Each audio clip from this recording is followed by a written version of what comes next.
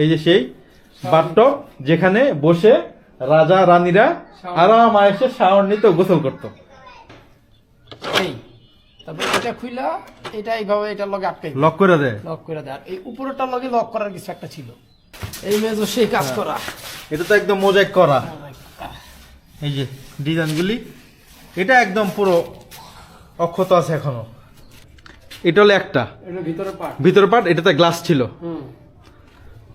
এটা শিক ছিল। এটা ছিল দ্বিতীয় পার্ট, এটাতে শিক ছিল। এটা হলো তৃতীয় পার্ট। এই যে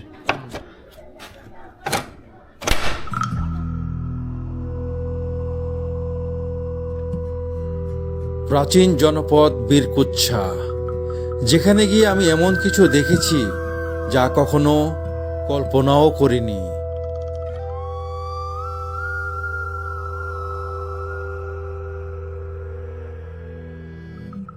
রাজশাহীর বাগমারা উপজেলায় একেবারে পাড়াগা বীরকুচ্ছা, অথচ এই পাড়াগায়ে রয়েছে এক রাজকীয় প্রাসাদ, যার দুয়ার রয়েছে হাজারটি। বাংলার মানুষ এই প্রাসাদটিকে বলে হাজার দুয়ারি জমিদার বাড়ি।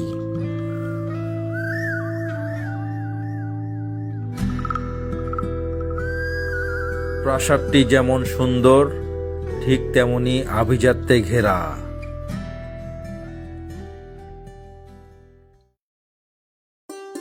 গ্রামের মেঠোপথগুলো এখন কার্পেটে মোড়ানো। পিচ ঢালা এই পথ আপনাকে সোজা নিয়ে যাবে প্রাচীন জনপদ বীরকুচ্ছায়।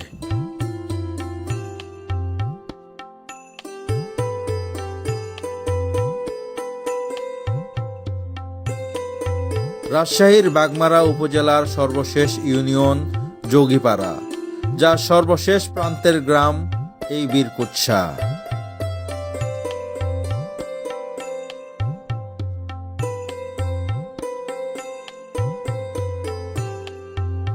নওগাঁ থেকে রওনা হয়ে মোটামুটি 1 ঘন্টার মধ্যে পৌঁছে গেলাম এই বীরকুচ্ছা গ্রামে।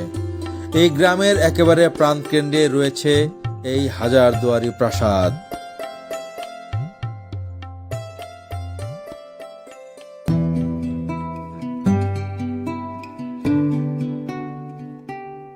যেখানে রয়েছে বাংলাদেশের একমাত্র হাজারদুয়ারি প্রাসাদ।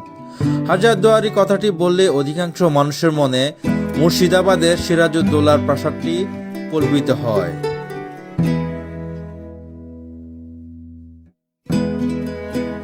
কিন্তু মজার ব্যাপার হচ্ছে, মুর্শিদাবাদের ওই প্রাসাদে হাজারটি দরজা নেই।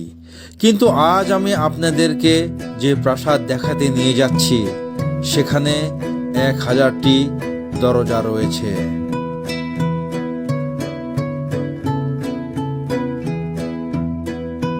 প্রাসাদটির গায়ে পুরনো ইটের গাঁথনি, সুচারু কারুকাজ, খসে যাওয়া পলেস্তারা, শ্যাওলা গজানো দেওয়াল এবং অসংখ্য দরজা দেখে আমি রীতিমতো অবাক হয়েছি।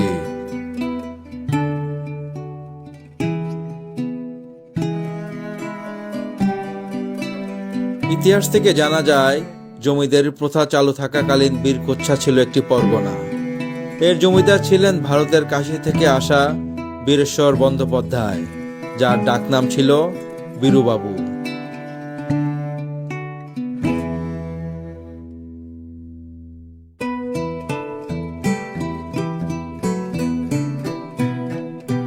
হাজারদুয়ারি প্রাসাদটি এখন প্রত্নতত্ত্ব অধিদপ্তরের অধীনে।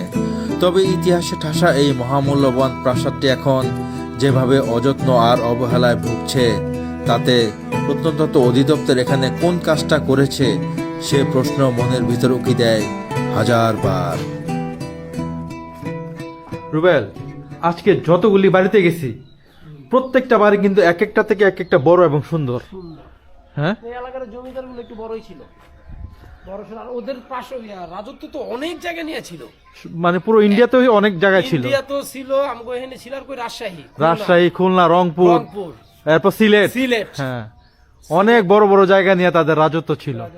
ওনাদের ক্ষমতা না, আজকে কিছুই নাই রুবেল। সব ফালাই টালাই দিয়ে সপরিবারে ইন্ডিয়া পলাইছে। ওই যে ভাগছে। যখন জমিদারি প্রথাটা শেষ হয়ে গেল, বন্ধ হয়ে গেছে, তখন এগুলো সব।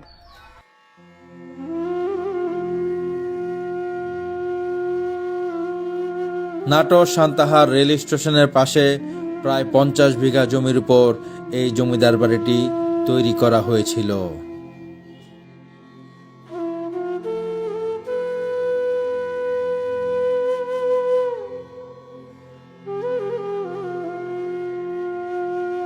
বাড়িটিতে এক সময় 1000টি দরজা ছিল বলে এর নামকরণ করা হয়েছে হাজার দুয়ারি জমিদার বাড়ি। এই বাড়িটিকে অনেকে বীরকুচ্ছা জমিদার বাড়ি বা বীরকুচ্ছা পরগনা নামে ডেকে থাকেন।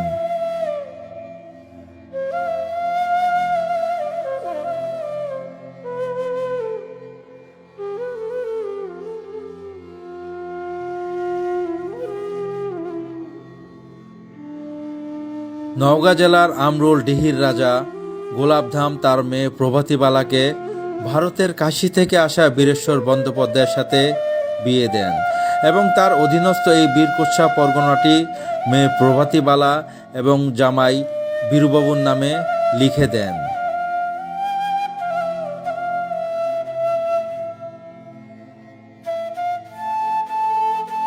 আর এই থেকেই জমিদার বাড়িটির জমিদারির সূচনা শুরু হয়।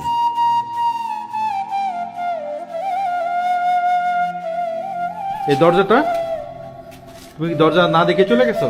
এগুলো নতুন করে লাগানো হবে। কেন নতুন করে লাগানো হবে এখানে? এগুলো তখনকার সময় দরজা। না, এই এত নরমাল তো যাওয়ার কথা না। 100%। তুমি চলো উপর, আমি তোমাদের দেখাবো। নর্মাল আগেকার দরজা না? দেখি।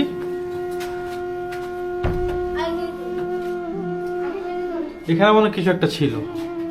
ওই চলো। ডিজাইন ডিজাইন করা ছিল। উপরে জানলা আছে, দেখছো? সাবধানে যাও। প্রত্যেকটা আসলে বাড়ি ঘর কত আগের। এগুলো আগে। অরিজিনাল যেভাবে ছিল এভাবে। এটা খুলো তুমি, তাহলে তো বুঝবা। তোমাদের কোনো লক করা। তোমাকে একটা জিনিস দেখাবো রুবেল এখানে। রুবেল, এই যে মেঝেটা দেখ। এই মেজো সেই কাজ করা। এটা তো একদম মোজাইক করা। এই যে ডিজাইনগুলি, এটা একদম পুরো অক্ষত আছে এখনো। অনেক সুন্দর এই ডিজাইনটা। এক একটা রুম কত বড় বড়। আর প্রতিটা রুমের মধ্যে দেখো তো জানালাগুলো দেখছস? তোমাকে একটা জিনিস দেখাবো রুবেল। দুইটা জিনিস তোমাকে আমি দেখাবো এই বাড়ির, যেটা খুব স্পেশাল। দেখি পাই কি না আগে দেখি। চলো দেখতে থাকি। এই যে রুবেল, এটা হচ্ছে একটা জিনিস। এটা ছিল তাদের গোসলখানা, এটা ছিল তাদের বাথটব। আচ্ছা, পাটটা ইউজ করতো।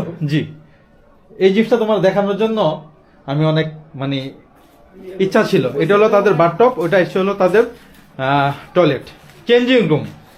এটাতে চেঞ্জিং রুম ছিল, অথবা এটা এই যে এখানে একটা টয়লেট ছিল।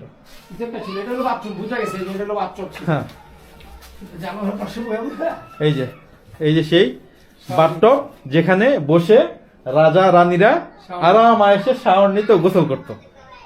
কি চমৎকার তাদের তখনকার দিনে, তারা কতটা চিন্তা ভাবনা ছিল, কি স্মার্ট চিন্তা ভাবনা ছিল। আজকে দেখ ভাইঙ্গা কি একটা অবস্থা। আমাদের নামে যে রিক্সি জায়গা দেখ কত বড় লোহার ইয়া। বাবা রে বাবা। এটা হলো বিম। হ্যাঁ, এই যে রুবেল, এই যে আমি কিছুটা তোমাকে দেখাই। এই দেখো কয়টা স্টেপ দেখো। এটা হলো একটা, এটা ভিতরে পার্ট। ভিতর পার্ট, এটাতে গ্লাস ছিল। এটা শিক ছিল। এটা ছিল দ্বিতীয় পার্ট, এটাতে শিক ছিল। এটা হলো তৃতীয় পার্ট। বাইরের দরজা। এই যে, ঠিক আছে। এই যে এটা হলো সবার বাইরের পার্ট। এরপর হচ্ছে এইটা, এরপর হচ্ছে এটা। টোটাল তিনটা, তিন স্টেপের। চিন্তা করা যায়। এই যে এখানে আরো ভালো করে দেখা যায়। এই যে, ঠিক আছে রুবেল। একটা কোনো স্পেশাল রুম ছিল সম্ভবত তুমি দেখো চারদিকটা জানলা এবং রুমের স্ট্রাকচারটা কত সুন্দর। ডিফারেন্স না? হ্যাঁ। এটা অবশ্যই আরো কোনো একটা স্পেশাল রুম ছিল। এখানে রুবেল এই বারান্দার সাইডে তো বেলকনি হিসেবে ইউজ করতো। বেলকনির মতোই ছিল সম্ভবত। এরকম কিছু না, এটা একটা বেডরুম হইতে পারে। হইতে পারে। কারো একজনের বেডরুম হইতে পারে। এটা ঠিক ছিল। এটা বেডরুমই হইতে পারে। হ্যাঁ। চারিদিক দিয়ে এরকম ভেন্টিলেশন, আবার এই যে পুকুর পাড়, খুব সুন্দর করে যেন দেখা যায়। এটা বেডরুমই ছিল। হ্যাঁ। প্রতিটা স্টাইল ভেন্টিলেশন, হ্যাঁ। চারিদিকেই জানালা দরজা, মানে এটা মনে অন্য কোনো রুম ছিল। সব দিকেই দরজা আবার জানলা। এটা হলো জানালা, এটা জানলা, ওইটা জানালা, হ্যাঁ এইটা জানালা, সবগুলো জানলা, এই দুইটা শুধু এইটা দরজা। শুধু দরজা, হ্যাঁ জানালাগুলো দেখছো সব দরজা সম সাইজ। হ্যাঁ। কিভাবে খুলে রুবেল? সিস্টেমটা কি? এই তারপর এটা খুইলা এটা এইভাবে এটার লগে আটকাই লক করে দেয়? লক করে দেয়। আর এই উপরেরটার লগে লক করার কিছু একটা ছিল। মানে কি প্রযুক্তি ওরা ইউজ করছে দেখছস? এই যে চারটা পাঁচটা, এই যে এই যে এই যে এই যে এই যে নিচে ইয়া বসানো ছিল, মার্বেল বসানো ছিল। মার্বেল সবই ডুবে হয়ে গেছে, চোরের বাচ্চা চোরেরা। মার্বেল বসানো ছিল দেখছস? প্রত্যেকটাতে। তাই তো বলি এত সুন্দর করে। কি ছিল এই জায়গায়? দেখ দেখ, এটা পাদে একটু পরিষ্কার করতো। এই জায়গাটা, এই যে এটা এটা এটা এই যে এই যে এই জায়গাটা,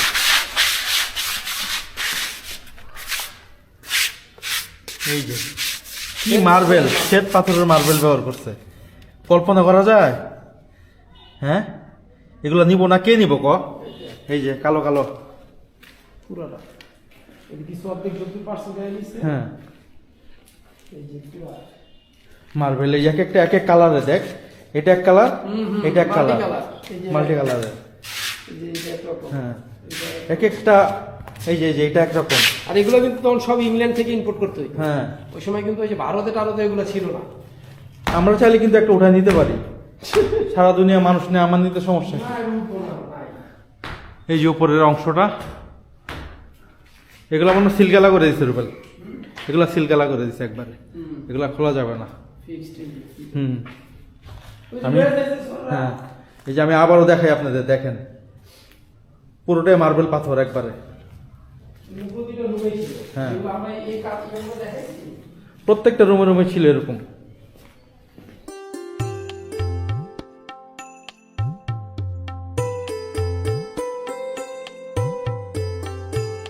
উনিশশো 1947 সালে দেশ ভাগের পরে বীরেশ্বরবাবু সপরিবারে ভারতের হুগলি চন্দননগরে চলে যায়। পরবর্তীতে এই বাড়িটি সরকারের দখলে চলে আসে।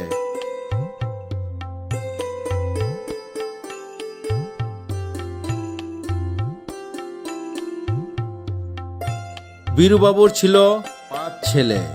তারা হলেন পরিমল, নির্মল, সুনীল, শ্যামল ও অমল।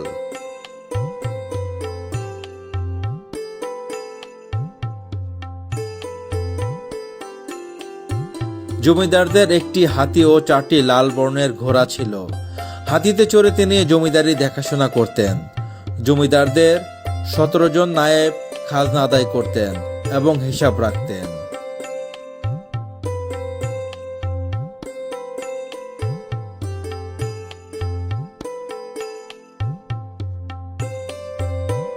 হাজারদুয়ারি জমিদার বাড়ির সবগুলো দরজাই সেগুন কাঠে তৈরি ছিল এবং সুন্দর কারুকার্য ছিল। দরজা এবং জানালাগুলো ছিল 3 স্তরে নিরাপত্তা বেষ্টিত।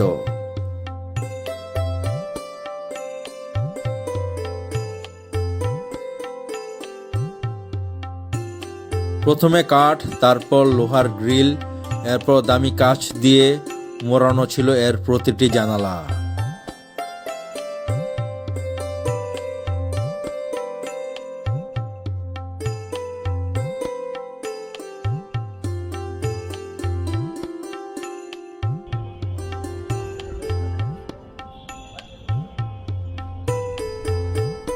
বীরুবাবুর 2 ভাই দুর্গাবাবু এবং রামবাবু এই প্রাসাদেই থাকতেন। এই প্রাসাদের সামনে ছিল বাহারি ফুলের বাগান।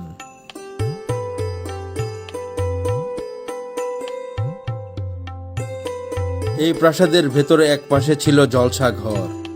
কলকাতা থেকে ভোলানাথ অপেরা এসে গান করত এই প্রাসাদে।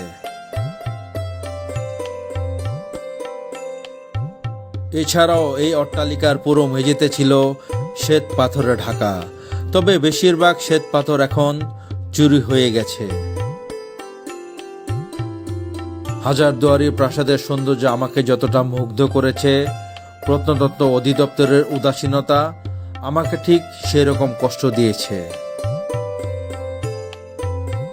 পর্দায় এখন যে প্রাচীন ভবনটি দেখছেন, এটি এই উপজেলার সবচেয়ে প্রাচীন শিক্ষা প্রতিষ্ঠান অবিনাশ উচ্চ বিদ্যালয়। এই প্রাসাদের প্রতিষ্ঠাতা জমিদার বীরুবাবু এই অঞ্চলের শিক্ষা প্রসারে রয়েছে তার অনেক অবদান। চরম অযত্ন আর অবহেলায় আভিজাত ত্যাগেরা এই প্রাসাদটির অতি জৌলস এখন হারিয়ে যেতে বসেছে।